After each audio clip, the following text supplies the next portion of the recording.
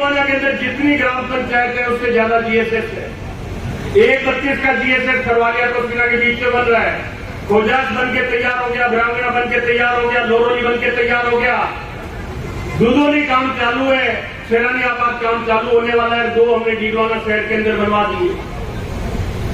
7,000 ढाणियां, फिर बता रहा हूं, पूरे के पूरे राजस्थान में सबसे ज्यादा विद्युतीकरण में ढाणियों का हुआ है तो अपने डीडवाना के अंदर हुआ है। 7,000 ढाणियों को 22,000 खंभे लगा के जुड़वाने का काम हम लोगों ने किया। मेरे विधायक बनने के बाद तहसील कार्यालय मोलासर खुला, तहसील कार्यालय छोटी घाटों खुला, छोटी घाटों के अंदर कॉलेज खुला, मैंने आपको बता दिया। एक कस्तूरबा गांधी आवासीय विद्यालय खुला, अंग्रेजी माध्यम के स्कूल कितने खिले, कितने बने। मेरे अनुमान, मुझे जानकारी दी थी कि टोटल 37 स्कूल खुले, जो 9 अभी खुल गए। तमाम तरीके के जितने भी शिक्षा के क्षेत्र में, चिकित्सा के क्षेत्र में, बिजली के क्षेत्र में सड़कें मैंने अगर जुड़वाई तो वो सड़कें जुड़वाई जो छोटे छोटे गांवों को जोड़ती है, ढाणियों को जोड़ती है।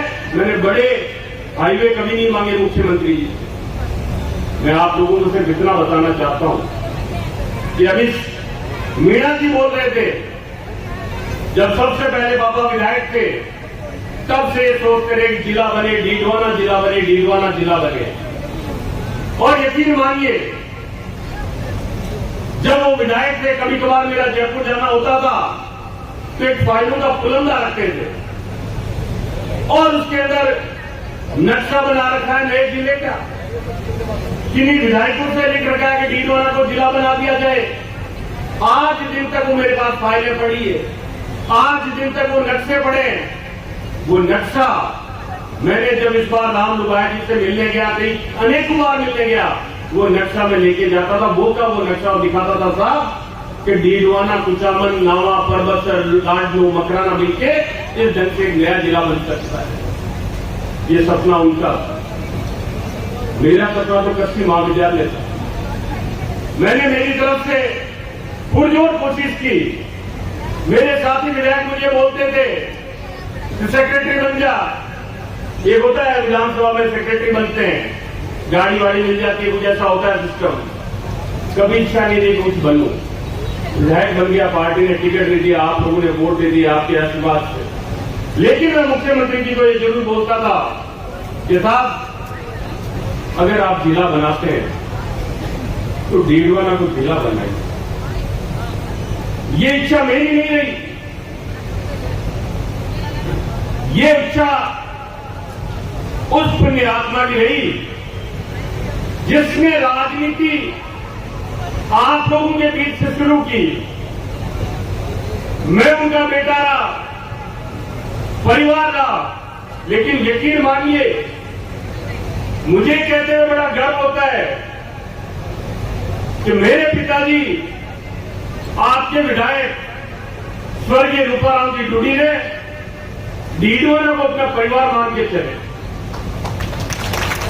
हरदम ये चिंता रहती थी कि हम लोग कैसे, हमारा गांव, हमारा डीडवाना कैसे विकसित हो। और आज अभी डूडी साहब से मेरी बात हो रही थी, नाम के लिए कभी कुछ नहीं किया उन्होंने। जहां उनकी मूर्ति लिखी है उनके सामने, उसके जस्ट सामने सीएचसी बनी है मंडूकरा में। मुझे डूडी साहब बोल रहे थे जमीन कौन दी, मगर साहब जमीन तो बाकी ही, और वो हमने डोनेट की है। तो बोले नाम नहीं लिखाया। और यकीन मानिए, आज से पहले जब तक डूडी साहब ने नहीं बोला, उससे पहले मेरे दिमाग में कभी नाम आया ही नहीं कि मैं नाम लिखूं। कभी ये लगा ही नहीं कि नाम के लिए कुछ करना है। मैंने कभी राजनीति मैसेज की नहीं की, कहीं खड़े होकर 2 फोटो खिंचवा ली और ये सब मैसेज दे दिया लोगों को। नहीं, मेरी राजनीति कर्म की राजनीति रही। अगर मैं कुछ करूंगा, मेरे कर्म इस लायक रहेंगे, तो कहीं ना कहीं लोगों को यह एहसास होगा। 2 दिन पहले पत्रकार आए थे मेरे पास, आपका कर्म बड़ा हो गया है, डीडवाना हेडक्वार्टर बन गया है। मैंने कहा मैंने ये काम मेरा कद बढ़ाने के लिए और किसी का घटाने के लिए नहीं किया है। मैंने ये काम उन लोगों का सपना पूरा करने की कोशिश की है जो पिछले 30 साल 35 साल से कुछ लोग तो हमारे बीच से चले गए, जैसे मेरे पिताजी ये सोचते रहे कि डीडवाना जिला बने, डीडवाना में जिला हेडक्वार्टर।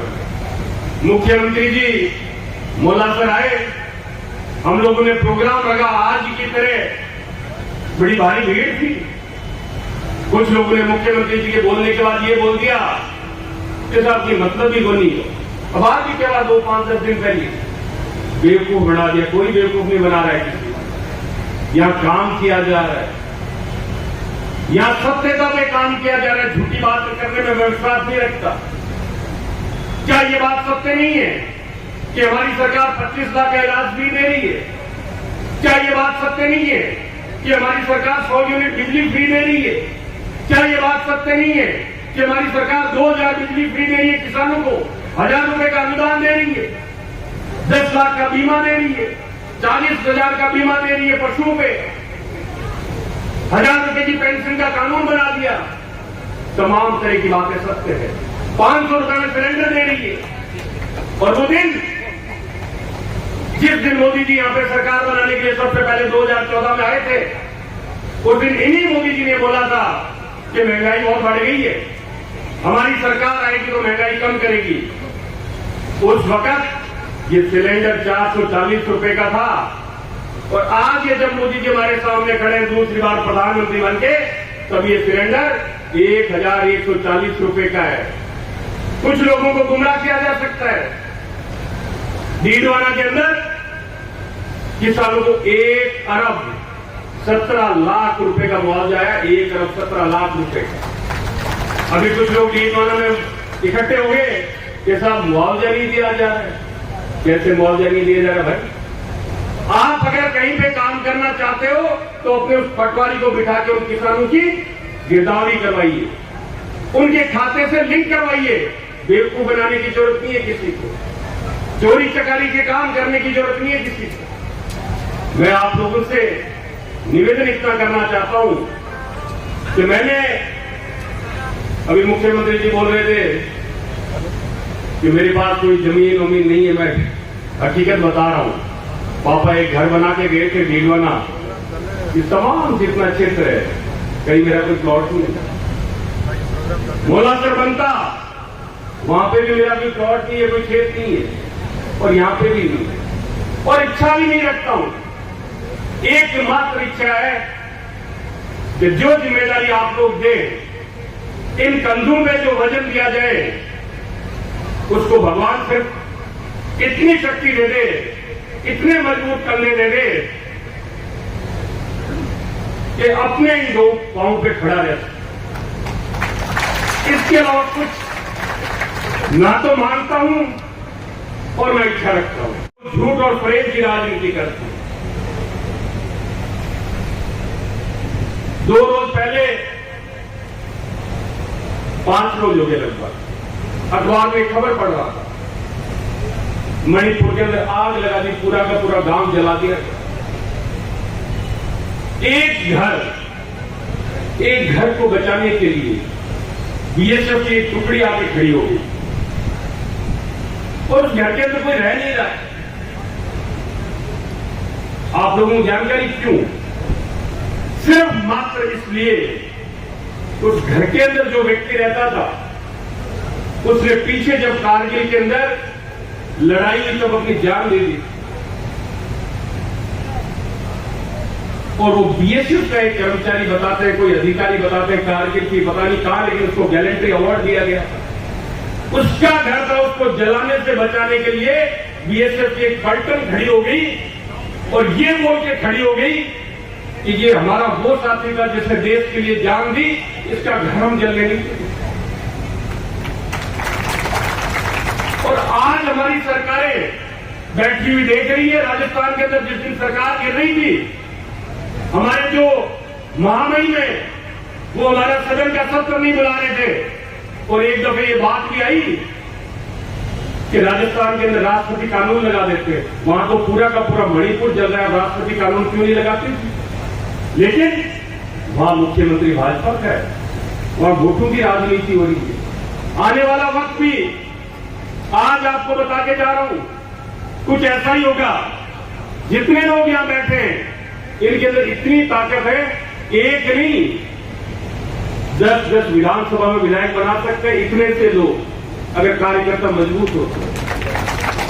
लेकिन होगा क्या? ओवैसी आएगा, आरएलसी, बारएलसी, क्या क्या आएगा, वोट कांग्रेस के वोटों को तोड़ दिया जाए। ये कलाकारी है इनके अंदर।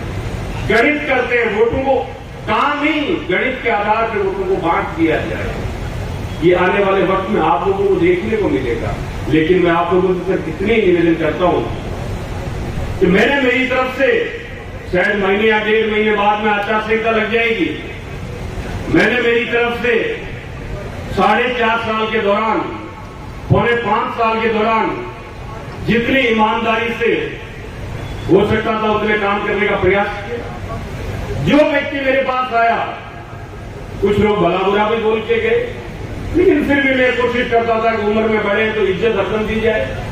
मैंने इज्जत देने की कोशिश की और मैंने बोलता भी था कि हाड़ मास के शरीर से जितना काम ले सकते हैं उतना लीजिएगा। आज मुझे ये कहते हुए कोई आश्चर्य नहीं होता। एक सर्वे हुआ है, उस सर्वे के अंदर ये कहा गया कि चेतन रूडी टाइम ज्यादा देता है, टाइम ज्यादा देता है। मुझे एक बड़े नेता ने बोला कम रहा कर विधानसभा। मैंने कहा था मैंने तो वादा किया था इससे कि आपके बीच में रहूंगा। चुनाव का नतीजा कोई भी हो, कैसा भी हो, लेकिन जो मैंने वादा किया उस पर पूरा उतरूंगा। हो सकता है पार्टी टिकट ना दे, किसी और को दे, कोई और विधायक बन जाए, लेकिन ये बात हरदम कहता हूं कि जब शाम को सोऊं तो नींद अच्छी आनी चाहिए मुझे। मेरा जमीन मुझे ये नहीं बोलना चाहिए था कि रात को गड़बड़ करके सो रहा है। जिस दिन भगवान के आगे हर दिन हाथ जोड़ता हूं मैं, तो भगवान के आगे हाथ जोड़ते टाइम मुझे लगना चाहिए कि मेरी प्रार्थना सच्ची प्रार्थना है, मेरी प्रार्थना झूठी प्रार्थना नहीं।